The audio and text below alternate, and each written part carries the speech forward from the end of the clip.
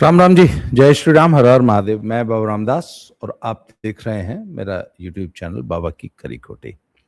बहुत दिनों से मैं अस्वस्थ था, इसलिए वीडियोस नहीं बना रहा था। आज मैं थोड़ा बेहतर फील कर रहा हूं, तो आज से मैंने पुनः काम करना शुरू किया है।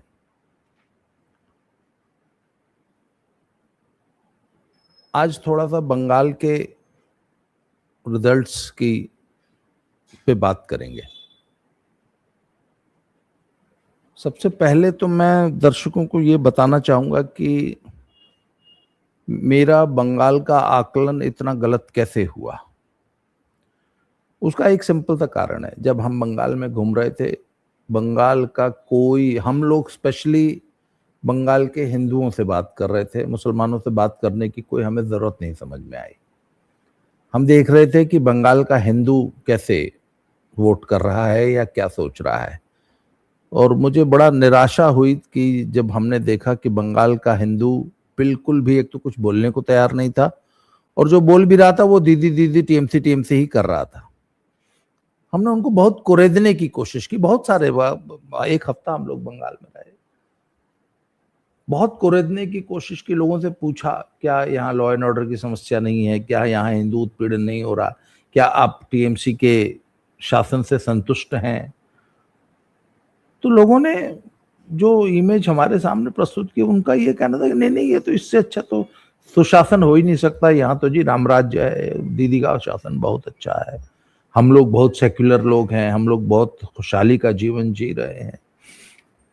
मैंने वहाँ के टीएमसी की गुंडागर्दी, गुंडा कल्चर, क्लब कल्चर, वो कैरम क्लब कल्चर की बात की। उन्होंने कहा नहीं नहीं, ऐसी कोई बात नहीं, हमें तो कोई गुंडागर्दी नहीं लगती। आप लोगों को दिल्ली में बैठ के लगता है कि गुंडागर्दी है, ऐसी कोई गुंडागर्दी नहीं है। जहां भी हम जाते थे वहां टीएमसी टीएमसी टीएमसी होती थी। तो हमने कहा यार, हिंदू इतना संतुष्ट है ममता बनर्जी के राज में, मुसलमान 30% है ही है, और हिंदू ओवरवेलमिंगली ममता के पक्ष में है, तो फिर मैंने कहा फिर बीजेपी के लिए स्कोप कहाँ है। बाद में जब चुनाव हुआ, और बाद में हमें अब समझ में आ रहा है कि हिंदू बंगाल का कितना अधिक डरा हुआ था। इतना डरा हुआ था कि बोलता ही नहीं था, अपने घर के अंदर भी नहीं बोलता था। हम लोग तो फिर भी बाहर ही थे, हमारे आगे बोलना अलग बात है। अपने घर में अपने परिवार से भी बात नहीं करता था।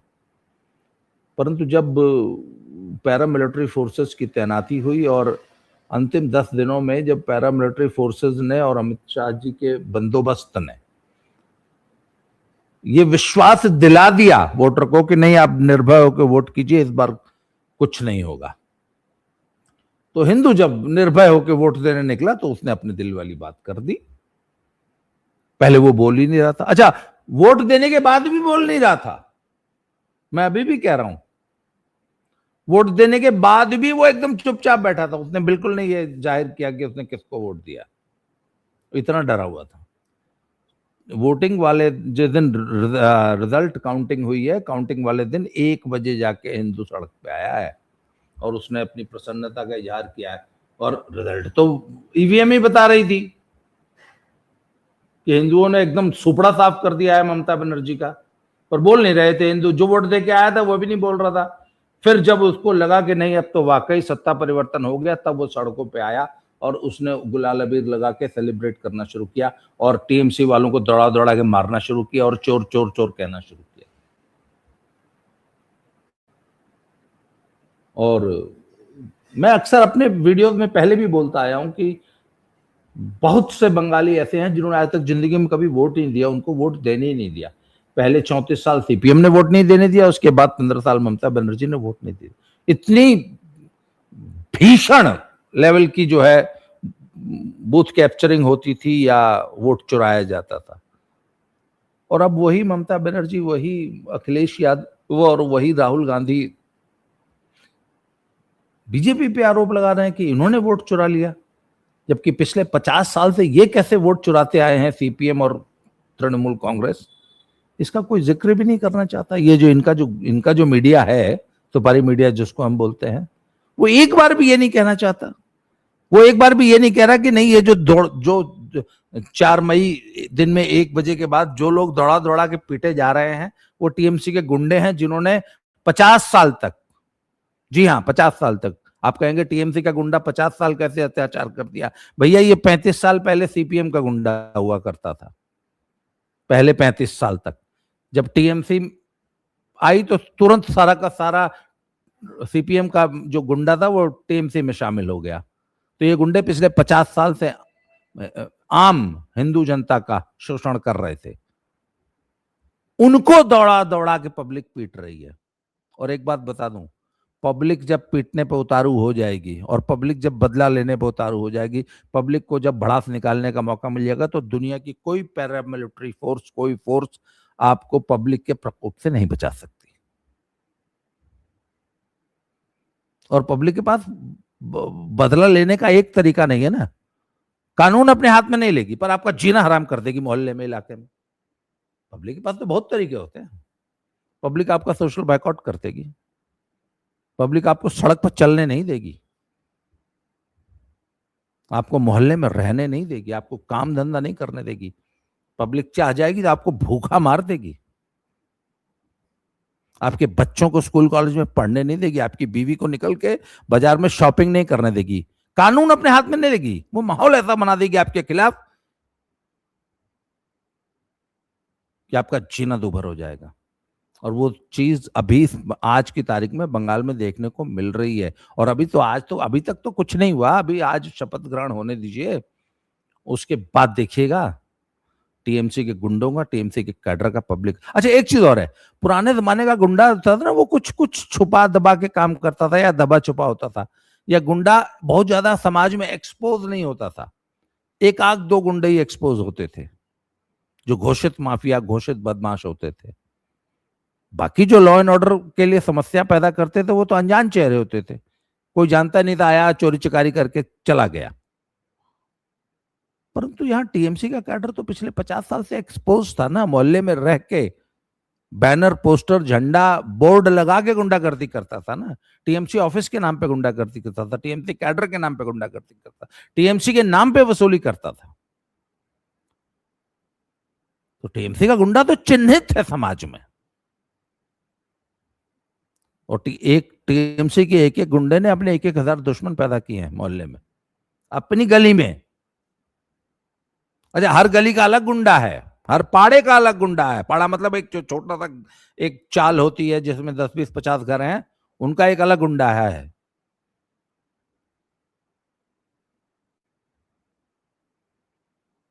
तो आज शपथ ग्रहण हो जाने दीजिए, उसके बाद जब सिस्टमैटिक इन लोगों से जो है हिसाब किताब किया जाएगा वो हम देखेंगे। खैर, आज का जो विषय है वो कुछ थोड़ा सा अलग था।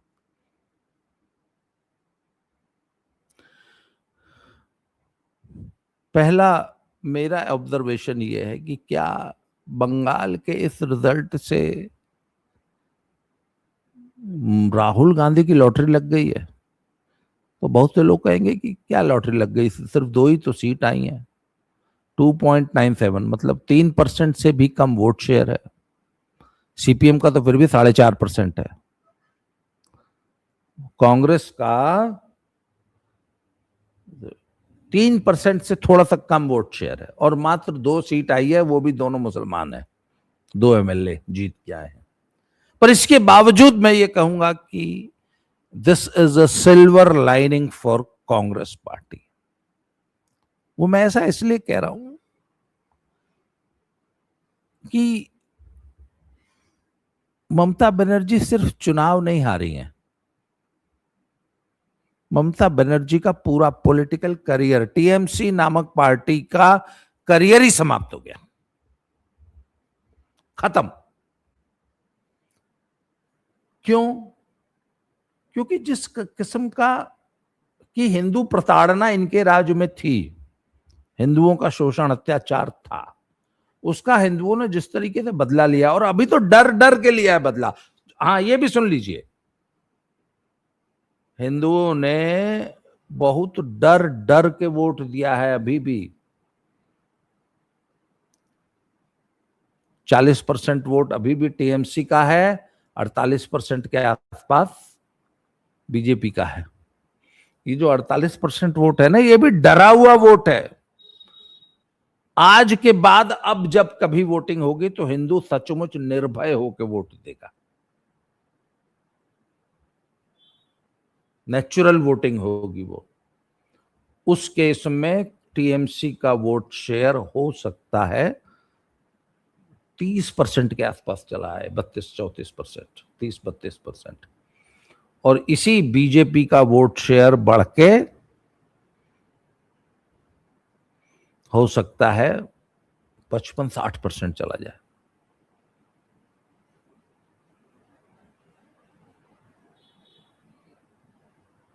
जैसा कि मैंने बताया, अभी भी हिंदू ने डर के वोट दिया है। जिस दिन निर्भय होकर वोट देगा तो बीजेपी का वोट शेयर मोर देन 60% तक बंगाल में जा सकता है। ऐसे में जो मुस्लिम वोट है, वो जो कि आज टीएमसी को वोट दे रहा है एक मुश्त, वो बिखरेगा। उसको लगेगा कि नहीं अब टीएमसी, अच्छा टीएमसी तो अब खत्म ही हो जाएगी ना, क्योंकि अकेले मुस्लिम वोट से तो आप फिर एमएम बन के रह जाएंगे ना, और वैसी की पार्टी बन जाएंगी अगर आपके पास सिर्फ मुस्लिम वोट बचता है तो ऐसे में बहुत सा वोट इधर उधर नए ठिकाने ढूंढेगा। अब मुसलमान के पास बंगाल में दो ऑप्शन है टीएमसी के बाद, एक है सीपीएम, दूसरा है कांग्रेस। तो सीपीएम का पराभव पूरे देश में हो चुका है, कांग्रेस में संभावना आज भी बाकी है। आज की तारीख में राष्ट्रीय स्तर पे, राष्ट्रीय पटल पे कोई एक पार्टी जो नरेंद्र मोदी का मुकाबला कर सकती है, बीजेपी का मुकाबला कर सकती है राष्ट्रीय स्तर पे, वो है सिर्फ कांग्रेस। इस बात को धीरे धीरे मुसलमान रियलाइज कर रहा है। बंगाल के चुनाव ने रीजनल पार्टीज का फ्यूचर एकदम खत्म कर दिया। रीजनल पार्टीज अब बिल्कुल हाशिए पे जा रही। एक जमाना था कि हर राज्य में एक रीजनल पार्टी बहुत जबरदस्त मजबूत होकर उभरी थी और उसने कांग्रेस का एकाधिकार वर्चस्व समाप्त किया था। अब वापस वो पहिया जो सर्कल था, समय का चक्र घूम के पूरा होने जा रहा है और वो तमाम रीजनल पार्टीज, आप पूरे देश की रीजनल पार्टीज को उठा कर दे दीजिए, वो जिन्होंने कांग्रेस को हाशिए पे धकेल के सत्ता हासिल की थी, वो वापस हाशिए पे पहुंच गई हैं और अब उनके वोट बैंक को रीअलाइन होना है। अब बहुत सी रीजनल पार्टीज का वोट बैंक अब छिटकेगा। जैसे टीएमसी का वोट बैंक, मुसलमान गैर मुसलमान वोट बैंक जो है वो बीजेपी में आ जाएगा। अब मुसलमान ये सोचेगा हमको कहां जाना है। अब उसके सामने जैसा कि मैंने बताया दो विकल्प है, सीपीएम और कांग्रेस, तो राष्ट्रीय विकल्प कांग्रेस है। इसलिए बहुत संभव है कि आगे से जब मुसलमान ये देख लेगा कि नहीं हमारे पास अब अपना सरकार बनाने की तो क्षमता रही नहीं, तो अब चलो अपने एमएलए ही जो 2-4-10-20 जिता सकते हो वो जिता लो, तो वो फिर कांग्रेस को वोट देना शुरू करेंगे बंगाल जैसे राज्यों में। अब अखिलेश यादव क्यों डरे हुए हैं, घबराए हुए हैं? अखिलेश यादव पिछले 3-4 चुनाव बहुत बुरी तरह हार चुके हैं भाई। 2014 लोकसभा हारे, 2017 विधानसभा हारे, 2019 लोकसभा और हारे, 2024 का लोकसभा मान लीजिए बराबरी पे छूटा। और उसके अलग कारण थे, वो इट वॉज अ फ्लूक, वो एक तुक्के से मिली हुई विजय थी। वो उसको रेफरेंस पॉइंट हम नहीं मान सकते या उसको आधार मानकर हम राजनीतिक विश्लेषण नहीं कर सकते, या अखिलेश यादव उसको आधार मान के ये नहीं अपनी स्ट्रेटेजी बना सकते। तो कहने का ये मतलब है कि अखिलेश यादव अब ये सोच के डरे हुए हैं कि यदि बंगाल का मुसलमान टीएमसी को छोड़ के कांग्रेस की तरफ शिफ्ट होता है तो क्या इसका असर यूपी पे भी पड़ेगा? निश्चित पड़ेगा। एक सवाल और है, बंगाल में अखिलेश यादव प्रचार करने नहीं गए ममता बनर्जी के पक्ष में, क्यों? आप पूछ सकते हैं कि बंगाल में वो क्यों प्रचार करने जाएंगे। जी हां, बंगाल में एक बहुत बड़ी जनसंख्या यूपी और बिहार की वहां रहती है, जिसको हिंदी भाषी वोटर कहा जाता है। उस हिंदी भाषी जनसंख्या में लाखों, लाखों मतलब कई लाख, 10-20 लाख वोटर, कम से कम 20 लाख वोटर यादव हैं यूपी बिहार के, जो कलकत्ता में रहते हैं। वो यादव जो कि यूपी में आके इन्हीं लालटेन और साइकिल पे वोट देते हैं, लालू और मुलायम की पार्टी को वोट देते हैं, तो उन पे इन्फ्लुएंस तो है ना अखिलेश यादव का या तेजस्वी का। परंतु इनको भी पता था कि वो यादव जो यूपी में, बिहार में, या जिसका परिवार यूपी और बिहार में हमको वोट देता है, अखिलेश, तेजस्वी को, लालू को, वही यादव बंगाल में बीजेपी का वोटर है। तो भैया बात यह है कि खरबूजों को देख के खरबूजा रंग बदलता है। और अखिलेश यादव 2014 भूले नहीं होंगे, जब गुजरात में जो यूपी के लोग रहते थे वो आके जब बताते थे कि गुजरात में कितना जबरदस्त विकास हुआ है, और यूपी तब बहुत ही पिछड़ा हुआ राज्य था, तो लोग, समाजवादी पार्टी के वोटर गुजरात से आके अपने परिवार को समझाते थे कि बीजेपी को वोट दो। वो दृश्य मैंने अपनी आंखों से देखा। तो बंगाल में यादव भाइयों ने बीजेपी को वोट दिया है इस चुनाव में, और वो कट्टर भाजपाई, कट्टर सनातनी बन के वोट दिया है। वहां पे उनकी यादव आइडेंटिटी नहीं बोल रही थी, वो उनकी हिंदू सनातनी आइडेंटिटी बोल रही थी वो वोट देते समय। मेरे परिवार के कुछ लोग पिछले करीब 60 सालों से हावड़ा कलकत्ता में रहते हैं, और जो हमारा सर्कल है वहां पे, उसमें से आधे से ज्यादा यादव हैं। मेरे गांव के कम से कम 20 यादव फैमिलीज, 20 हावड़ा में रहती हैं, कुछ आसनसोल में रहती हैं, कुछ वर्धमान में रहती हैं, ऐसे इन एरियाज में रहते हैं 20 यादव फैमिलीज। तो मैंने उनसे पूछा, मैंने कहो वहां कलकत्ता में क्या वोट दिया था? बोला भैया टोटल भाजपा। मैंने कहो तो उन्होंने यहाँ कट्टर सपाई हुआ, आप लोग यहाँ कट्टर सपाई हैं, तो वहां कट्टर भाजपाई कैसे हो गए? तो उन्होंने बोला भैया अपना पूरा समाज भाजपा को वोट देता है। वहां पे उनका अपना समाज बोलने का मतलब यादव समाज से नहीं था, हिंदी भाषी समाज या हिंदू समाज।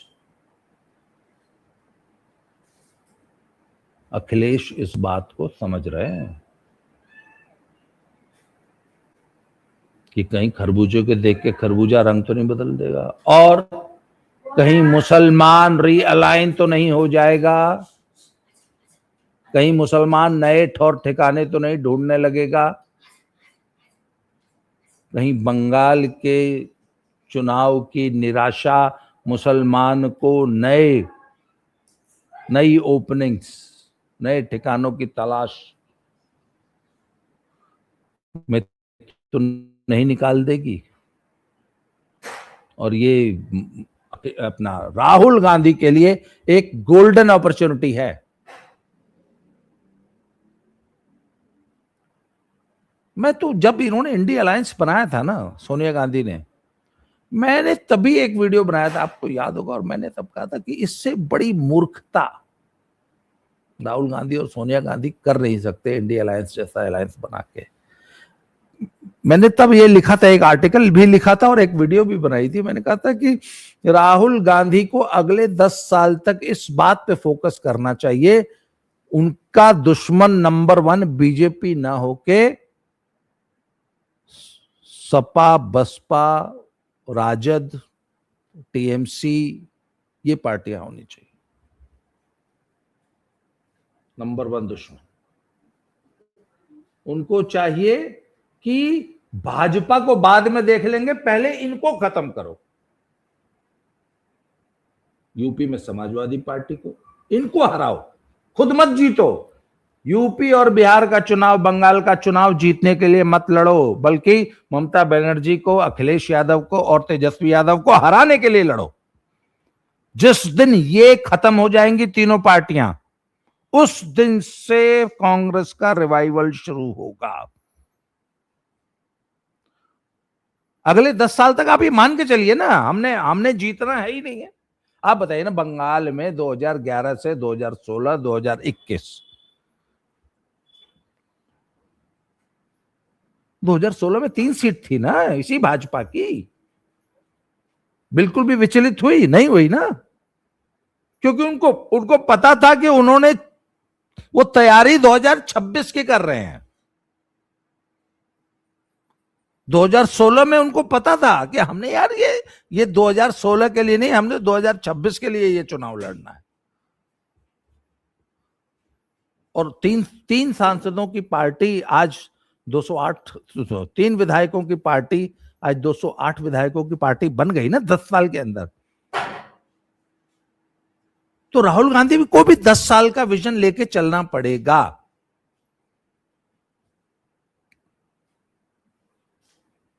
अगले 10 साल तक बीजेपी को हराने की बजाय उनको, राहुल गांधी को, अखिलेश यादव, तेजस्वी, ममता बनर्जी, शरद पवार, ऐसी पार्टीज को जो उनका हिस्सा खा के, उनके हिस्से का वोट शेयर, वोट बैंक खा के मोटी हुई हैं, इनको खत्म करने पे फोकस करना चाहिए। उसकी एक शुरुआत बंगाल से हो गई है। बात यह है कि क्या कांग्रेस के स्ट्रेटेजिस्ट इतना लंबा, इतना धैर्य रख सकते हैं? बीजेपी ने तो शो कर दिया। अब जितने भी स्टेट्स जो बीजेपी के हाथ में नहीं हुआ करते थे, बीजेपी ने जिनमें आज विजय हासिल की है, हरियाणा जैसे स्टेट, त्रिपुरा जैसे स्टेट्स, जहां 2 विधायकों से आज सरकार में है पार्टी, पेशेंटली 10 साल काम किया। अच्छा, पंजाब में आ जाइए। पंजाब में पिछले 15-20 सालों से छोटा भाई बन के थी, पिछला चुनाव अकेले लड़ी, अभी भी 2-4-10 विधायकों की पार्टी है। अकाली दल की पीठ पे सवार होकर जब लड़ती है तो 19-20 विधायक, 22 विधायक, 23 विधायक मैक्सिमम, इतनी औकात है ना। परंतु फिर भी पेशेंटली, बहुत धैर्यपूर्वक, बिना कोई जल्दीबाजी किए संगठन का काम कर रही है, चुपचाप। पिछले 5 साल से मैं देख रहा हूं, एक भी सांसद नहीं जीता, को नो इश्यू, एक भी विधायक ना जीते, नो इश्यू, संगठन का काम करते रहो। हमें आज जीतना ही नहीं है।